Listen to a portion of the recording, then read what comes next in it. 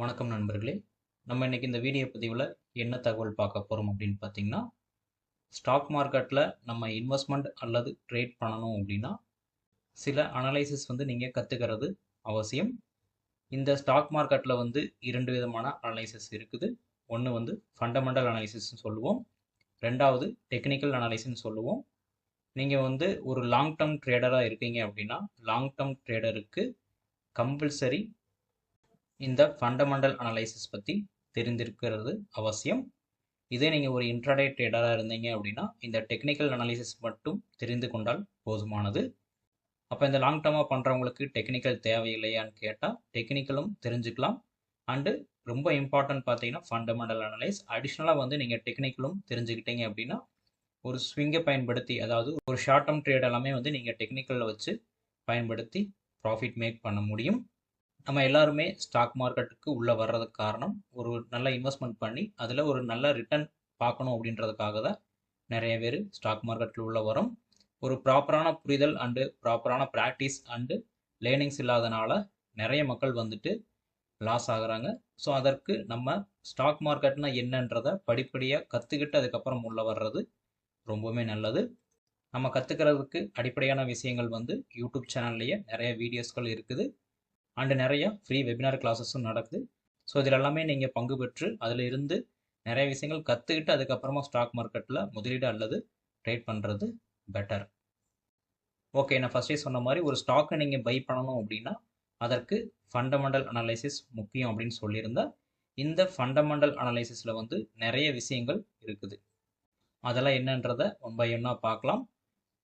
இப்போ நீங்கள் ஒரு ஸ்டாக்கை பை பண்ணுறீங்க அப்படின்னா உதாரணத்துக்கு ஒரு ரிலையன்ஸ் கம்பெனியோ அல்லது ஹெச்டிஎஃப்சி பேங்க்கு இல்லை ஐடிசி இல்லை டிசிஎஸ் இது போன்ற ஏதாவது ஒரு கம்பெனிகளை நீங்கள் வாங்குறீங்க அப்படின்னா ஃபஸ்ட்டு அந்த கம்பெனியோட அசட் எவ்வளோ இருக்குன்னு பார்க்கணும், அதோட சொத்து மதிப்பு எவ்வளோ இருக்குன்னு பார்க்கணும், அதோட கடன்கள் எவ்வளோ இருக்குன்றத பார்க்கணும்.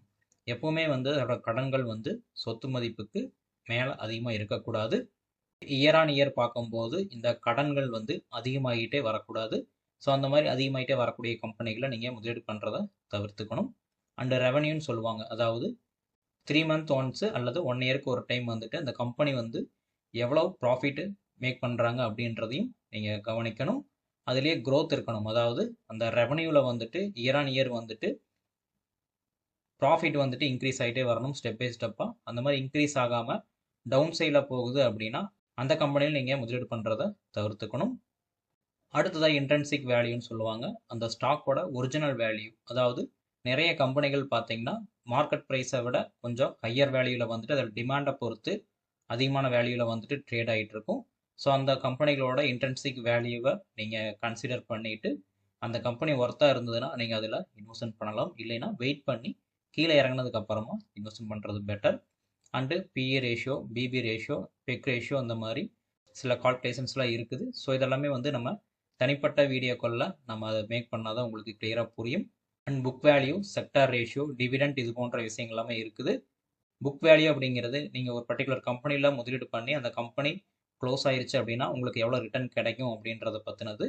செக்டார் ரேஷியோ அப்படிங்கிறது நீங்கள் ஒரு கம்பெனியில் முதலீடு பண்ணுறீங்க அப்படின்னா அந்த கம்பெனியில் இருக்கக்கூடிய செக்டார், அதாவது auto sector, financial sector, FMCG sector, இது போன்ற நிறைய செக்டார்கள் இருக்கும். ஸோ அந்த பர்டிகுலர் செக்டார்ஸும் மேலே இருந்தால் தான் அந்த ஸ்டாக்கும் மேலே இருக்கும். ஓவரால் செக்டார் கீழே இருந்தது அப்படின்னா அந்த செக்டாரில் நீங்கள் முதலீடு பண்ணுறது தவறான விஷயம். டிவிடெண்ட் அப்படிங்கிறது அந்த கம்பெனிகளில் வரக்கூடிய லாபத்தை பொறுத்து இயர்லி ஒன்று அல்லது ஒன்றுக்கு மேற்பட்ட டைம் ஒரு குறிப்பிட்ட அமௌண்ட்டை போனஸாகவோ அல்லது டிவிடெண்டாகவோ கொடுப்பாங்க. ஸோ இதெல்லாமே கன்சிடர் பண்ணி தான் நீங்கள் ஒரு ஸ்டாக்கில் முதலீடு பண்ணணும். அண்டு 3 months ஒன்ஸ் பார்த்தீங்கன்னா ஒவ்வொரு கம்பெனியும் அவங்களுடைய ரிசல்ட்டை வெளியிடுவாங்க. எவ்வளோ ப்ராஃபிட் மேக் பண்ணியிருக்காங்க, எவ்வளோ ரெவன்யூ கிடச்சிருக்குது அப்படின்றத பற்றி டீட்டெயில்டாக வெளியிடுவாங்க. அண்டு இயர் ஆன் இயர் பார்த்தீங்கன்னா பேலன்ஸ் ஷீட்டுன்றதை ஒன்று வெளியிடுவாங்க. இதில் பார்த்தீங்கன்னா அந்த கம்பெனியோட டோட்டல் அக்கௌண்ட் டீட்டெயில்ஸ் எல்லாமே இருக்கும். ப்ராஃபிட் எவ்வளோ, எக்ஸ்பென்சஸ் எவ்வளோ, அண்டு சேலரிஸ் எவ்வளோ கொடுத்துருக்குறாங்க, அண்டு ஓவரால் ப்ராஃபிட் எவ்வளோ, கடன்கள் எவ்வளோ இருக்குது அப்படின்றத பற்றி டீட்டெயிலாக கொடுப்பாங்க. ஸோ அந்த பேலன்ஸ் ஷீட்டை செக் பண்ணிவிட்டு அந்த கம்பெனி க்ரோத் ஆகிட்டு வருதுன்றதை நீங்கள் செக் பண்ணணும். அதாவது புது புது பிரான்ச்சஸ் எதாவது ஓப்பன் பண்ணுறாங்க அப்படின்னா அந்த கம்பெனிகள் டெவலப் ஆகுது அப்படின்றது அர்த்தம். அதற்கு மாறாக அசட்டாக விற்கிறாங்க அப்படின்ற சமயத்தில் அந்த கம்பெனி நட்டத்தில் போயிட்டு இருக்கு அப்படின்றத நீங்கள் புரிஞ்சு அதுக்கேற்ற மாதிரி நீங்கள் அந்த கம்பெனிஸ் அவாய்ட் பண்ணிடணும். ஸோ இந்த தகவல் எல்லாமே நீங்கள் டீட்டெயில்டாக தெரிஞ்சுக்கணும் அப்படின்னா கீழே கமெண்ட் பண்ணுங்கள். இந்த ஃபண்டமெண்டல் இந்த அனாலிசிஸ் பற்றி இன்னும் டீட்டெயிலாக நம்ம வீடியோ போடலாம். இந்த ஃபண்டமெண்டல் அனாலிசிஸில் இந்த அசட்டு இந்த ரேஷியோஸ் எல்லாம் நம்ம எங்கே போய் தெரிஞ்சணும் அப்படின்னு பார்த்தீங்கன்னா அதர் வெப்சைட்டில், அதாவது money control and the Economic Times இது போன்ற வெப்சைட்டில் தெரிஞ்சுக்கலாம், அல்லது என்எஸ்சி வெப்சைட்டில் கூட தெரிஞ்சுக்கலாம், அல்லது நீங்கள் யூஸ் பண்ணக்கூடிய புரோக்கர்கிட்ட கூட நீங்கள் அதை தெரிந்து கொள்ள முடியும். ஜஸ்ட் உங்கள் வாட்ச் லிஸ்ட்டில் இந்த கம்பெனியை ஆட் பண்ணிவிட்டு அதில் பார்த்தீங்கன்னா மோர் அப்படின்ற ஒரு ஆப்ஷன் இருக்கும். அதை கிளிக் பண்ணிங்க அப்படின்னா ஃபண்டமெண்டல்ஸ் அப்படின்ற ஒரு ஆப்ஷன்ஸ் வரும். ஸோ அதை கிளிக் பண்ணிங்கனாவே எல்லா டீட்டெயில்ஸும் இங்கே கொடுத்துருவாங்க.